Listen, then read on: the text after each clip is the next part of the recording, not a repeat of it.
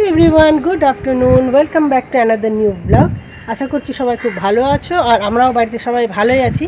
এখন ঘড়ি কাটাতে বাজে 12:30 আর 12:30 থেকে ব্লগ স্টার্ট করছি। সকাল থেকে ব্লগ স্টার্ট করতেই পারিনি, মানে এত কাজের প্রেশার ছিল, সকাল থেকে ব্লগ স্টার্ট করতেই পারিনি। আর আমি এক্ষুনি স্নান করলাম। আজকে আমার হাজব্যান্ড বাড়ি ফিরবে কলকাতা থেকে, তো ফোন করে বলেছে যে বাড়িতে এসে খাওয়া দাওয়া করবে, তাই আমি এখনও খাওয়া দাওয়া করিনি। কিন্তু বাকি সকলের খাওয়া দাওয়া আজ একটু তাড়াতাড়ি হয়ে গিয়েছে। আজকে খুব সিম্পল মেনু রান্না হয়েছিল, যেমন বাঁধাকপির তরকারি হয়েছিল, একটা মুসুরির ডাল হয়েছিল, মাছের ঝোল, মানে সেটা আমাদের জন্য, আমার শাশুড়ি মা হাজব্যান্ড এদের জন্য, আর শ্বশুরমশাইয়ের জন্য ডিমের ঝোল, ব্যাস। আর কিছু রান্না করিনি, কারণ আজকে রাত্রে আছে একটা ভোজ। বহুদিন পর একটা বিয়েবাড়ির নিমন্ত্রণ পেয়েছি। কি বলবো, কি ভালো লাগছে। বেশ কিছুদিন ধরে মনের ভিতরটা কেমন হচ্ছিল যে সামনে অগ্রহায়ণ মাস আসছে, এত সমস্ত বিয়ে হচ্ছে এই মাসে, তো আমাদের একটাও নিমন্ত্রণ এলো না। তো একটা ফাইনালি নিমন্ত্রণ এসেছে। তো আজকে সেই ভোজটা, মানে বিয়ে বাড়িতে খেতে যাওয়া। তো স্নান আজকে আমি অনেকটা দেরিতে করেছি। দেখো, নর্মালি স্নান আমি সকালেই করে নিই, কিন্তু আজকে সকালে করতে পারিনি, কারণ সকালের দিকে প্রচণ্ড ঠান্ডা লাগছিল, এটা একটা কারণ। আর সেকেন্ড কারণ যেটা হচ্ছে যে আজকে যেহেতু চুলটা ধুয়েছি, মানে মাথায় স্নান করেছি, মাথায় স্নান করার পর চুলটা বেঁধে যদি আমি রান্না করি, তাহলে মানে চুলটা তো তখন শুকায় না, তাহলে মানে সমস্যাটা কি হয়, আমার প্রচণ্ড ঠান্ডা লেগে যাচ্ছে। তো সেই জন্য ভাবলাম যে এই ঠান্ডার দিন কয়েকটায় যদি একটুখানি লেটে স্নান করা যায় তাহলে কেমন হয়। তো এই হচ্ছে এখনকার গল্প সকালবেলা। আর আবহাওয়াটা একদম মেঘলা মেঘলা, খুব একটা কেমন লাগছে, হাওয়া দিচ্ছে কিন্তু খুবই, আর আবহাওয়াটাও মেঘলা। নিচে মেয়েকে শুয়ে এসেছি, আর মেয়ের সামনে পরীক্ষা। আমার সেই টেনশন আবার শুরু হয়ে যাবে, মানে মেয়ের পরীক্ষা হলে না আমার নিজের পরীক্ষার দিনগুলোর কথা মনে পড়ে যায়, এটা একটা সমস্যা। তো আকাশ দেখো একদম মেঘলা, ওয়েদারটা ঠিক কীরকম একটা ওয়েদার, রোদ্দুর দূর নেই, এই যে কেমন একটা ওয়েদার। তো যাই হোক, বিয়েবাড়ি যখন যাব তখন তো তোমাদের সাথে শেয়ার করবই। আর হাজব্যান্ড এখনও বাড়ি ফেরেনি। আমার হাজব্যান্ড কোথাও যাওয়ার পর যখন বাড়ি ফেরে না, আমার খুব ভালো লাগে, মানে কি হয়, একটা অন্যরকম ফিলিংস হয় যে না, বেশ কয়েকদিন পর বাড়ি ফিরছে। আর এমনিতে বেশি দিন পর বাড়ি ফিরছে না, 2-3 দিন পর বাড়ি ফিরছে, কিন্তু তাতেও আমার মনে হচ্ছে যে না, বাড়ি ফিরুক, আর তারপর খাওয়া দাওয়া করবো। তো চলো বন্ধুরা, ভিডিও স্টার্ট করে দিলাম। আর নিচেতে বালি ভরা হচ্ছে মেঝেটা তো তোমাদের দেখিয়েছিলাম যে কতটা করে মাটি কাটা হচ্ছে নতুন বাড়ির মেঝেটায়। তো সেখানটাতে মিস্ত্রি দাদারা বলেছে বালি ভরতে, তো সেই বালি ভরার কাজ চলছে নিচেতে। আর যারা আমাদের মাটি কেটেছিল তারাই কিন্তু বালি ভরছে। এত বেশি কাজের তারা, মানে বলার কোনো ভাষা নেই, এত পরিশ্রম করতে পারে। মাঝে মাঝে চিন্তা করি যে আমরা কি করি, আমরা একটুখানি কাজ করি, তাতে মনে হয় যে বাপরে কত কাজ করছি, আর ওরা এত পরিশ্রম করতে পারে, কি বলবো তোমাদেরকে। তো ওরা এখন নিচেতে বালি ভরছে। মেঝেটা বালি ভর্তি হলে নাকি মেঝেটা ঠান্ডা হয়, এটা মিস্ত্রি দাদারাই বলছিল। সমস্ত ঘরের বালি ভরা হয়ে গেলে তারপর আবার মিস্ত্রি লাগবে। অলরেডি প্রচুর বালি ভরা হয়েছে, মানে যতদূর আমার মনে পড়ছে 10-12 হাজার টাকার বালি ভরা হয়ে গেল, এখনও বালি ভরতে হবে। তো ঠিক আছে, চলো সকাল সকাল নয় দুপুর ভিডিও স্টার্ট করলাম। বিয়েবাড়ি তো তোমাদেরকে শেয়ার করবোই, মানে বিয়েবাড়ি যখন যাব, এখন একটু মেয়ের কাছে যাব, মেয়েকে একটু ঘুম পাড়াতে হবে। আমার মেয়ে 7 থেকে 8 উঠবে, এখন ওকে ঘুম পাড়াতে হয়, ঠিক আছে। তো মেয়েকে এখন একটু ঘুম পাড়াবো, তারপর হাজব্যান্ড এলে খাওয়া দাওয়া করবো। তো দেখা যাক পরে তোমাদের সাথে কী শেয়ার করতে পারি। এখনকার মতো টাটা, খুব তাড়াতাড়ি দেখা হবে তোমাদের সাথে।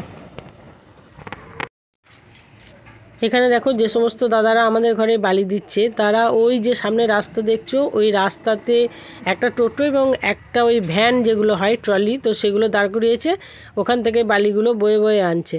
একটা ট্রিপে 30 বস্তা 40 বস্তা করে বালি নিয়ে আসছে, আর 4 জন মিলে এই বালিটা দিচ্ছে।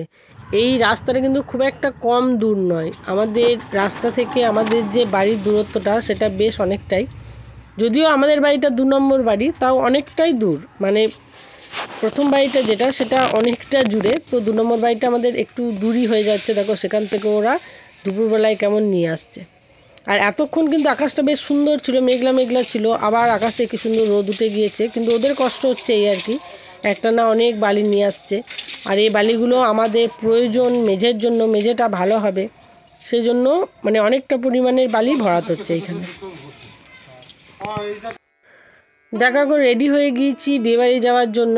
আর আমার মেয়ে এবং হাজব্যান্ড দুজনেই সিউড়ি গিয়েছে, এখনও সিউড়ি থেকে আসেনি, মেয়ের গানের স্কুল আছে, তো ওরা আসবে তারপর যাব। আর আমার শ্বশুরমশাই আগেই চলে গিয়েছেন, আর আমার শাশুড়ি মা যাবেন না, শরীরটা ঠিক নাই সেই জন্য। তো আমি এই শাড়িটা পরেছি, আর এই যে দুজনে চলে এসেছে, তারপর রেডি হয়ে এখন চলে যাচ্ছি। আর আমার সামনে এই যে দুজন যাচ্ছে, একজন হচ্ছে বন্দে ভারত এক্সপ্রেস আর আরেকজন হচ্ছে শতাব্দী এক্সপ্রেস। আর আমি তাদের পিছনে লোকাল ট্রেনের মতো গুড়গুড় গুড়গুড় করে যাচ্ছি। ওরা এত স্পিডে হাঁটে যে ওদেরকে ধরা মানে ওরা ধরা ছোঁয়ার বাইরেই। আমি ওদের পিছনে আস্তে আস্তে যাচ্ছি।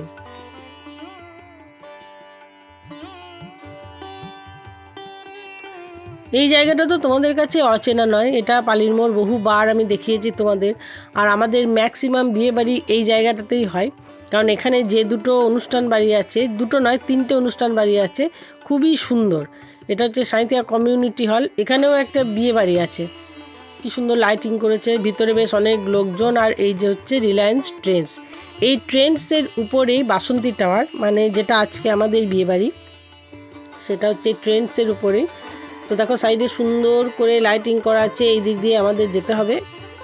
তাহলে চলো ভিতরে গিয়ে দেখি কীরকম ডেকোরেশন হয়েছে। আর বিয়ে বাড়ির এই লাইটগুলো কিন্তু সব থেকে বেশি আকর্ষণীয়। একদম গেটে মেয়ের বাবা দাঁড়িয়ে আছেন, এই যে সামনে চশমা পরে সাদা পাঞ্জাবি, এটা মেয়ের বাবা, সকলকে ওয়েলকাম করছেন। ভারী সুন্দর সাজানো, লাইটিং থেকে আরম্ভ করে সব কিছু ফুল দিয়ে সাজানো। আজকে যার বিয়ে একটি মাত্র মেয়ে বাবা মায়ের, মানে এক এবং একমাত্র কন্যা, তো খুব সুন্দর আয়োজন ছিল, সাজানো গোছানো থেকে আরম্ভ করে খাওয়া দাওয়া সব কিছুই একদম পরিপাটি ছিল। তো দেখো কি সুন্দর রেড কার্পেটের মধ্যে দিয়ে যাচ্ছি। আর এই যে গণেশ বাবাজি এখানে বসে আছেন। আমার মেয়ের সব থেকে বেশি আকর্ষণীয় এই বাসন্তী টাওয়ারে সেটা হচ্ছে এই লিফট। আমরা যেখানে যাচ্ছি মানে যেটা বিয়ে বাড়ির সেটা একদম ফার্স্ট ফ্লোরে, কিন্তু এইটুকু রাস্তায় ওকে লিফটে যেতে হবে, সিঁড়ি দিয়ে যাবে না, তাই বাধ্য হয়ে আমাদেরকে এখন লিফটের সাহায্য নিতে হচ্ছে। তো দেখো চট করে চোখ বন্ধ করতে করতেই পৌঁছে গেলাম বিয়ে বাড়িতে।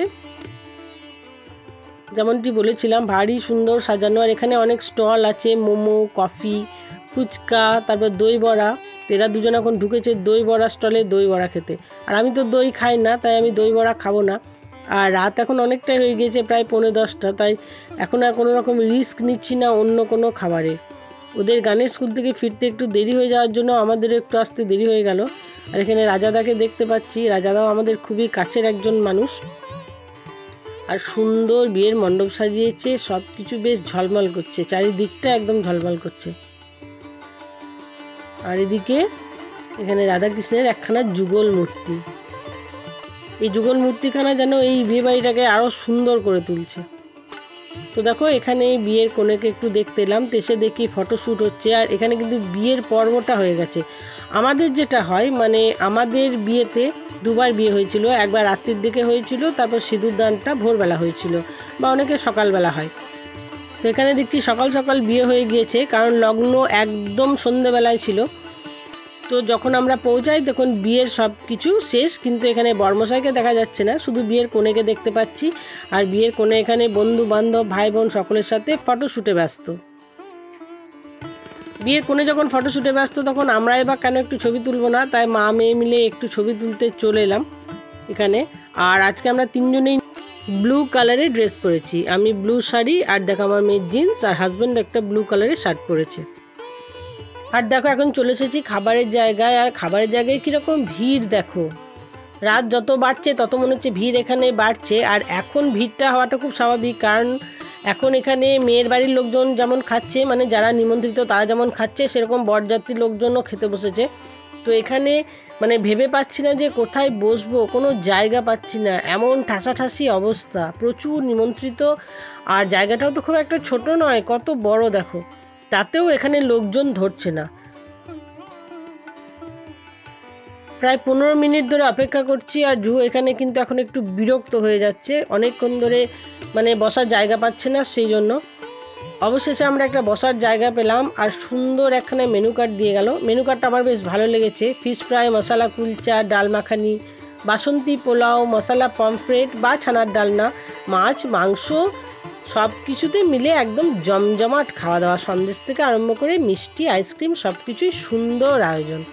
আর এখানে বড় কোণে দুজনের ছবি দেওয়া আছে, এটাও বেশ সুন্দর লাগছিল, ভারী মিষ্টি লাগছিল দুজনকে একসাথে। এই হচ্ছে আমাদের আজকের বিয়ের বড় কোণে। তোমাদেরকে একটু অন্য রূপে দেখিয়ে দিলাম। এখানে খেতে বসে হঠাৎ করে দেখি বরমশাই হাজির, কারণ এখানে বরযাত্রী বসেছে আর বরযাত্রীদের একটু তদারকি তো করতেই হবে। তাই বরমশাই এখানে নিজের সমস্ত লোকজনের একটু তদারকি করছে। মনে মনে খুব আফসোস ছিল যে মেয়েকে দেখলাম, বরটাকে একবারও দেখতে পেলাম না। তো যাই হোক, বরটাকেও দেখে নিলাম। আর অনেক দিন পর এরকম একটা বিয়ে বাড়ির অনুষ্ঠানে আসতে পেরে আমাদেরও বেশ ভালো লাগছে। দেখো বন্ধুরা, এখন রাত্রি 12টা বাজে আর এই যে এখানে দুজন সুন্দরভাবে ঘুমোচ্ছে। আমি আমার ভিডিও কিছু কাজ করছিলাম। তো আজকে এই দুজন বাপ বেটিকে দেখিয়ে ভিডিওটা শেষ করছি। যদি ভিডিওটা ভালো লাগে লাইক কমেন্ট শেয়ার করে দিও, সাবস্ক্রাইব করে দিও।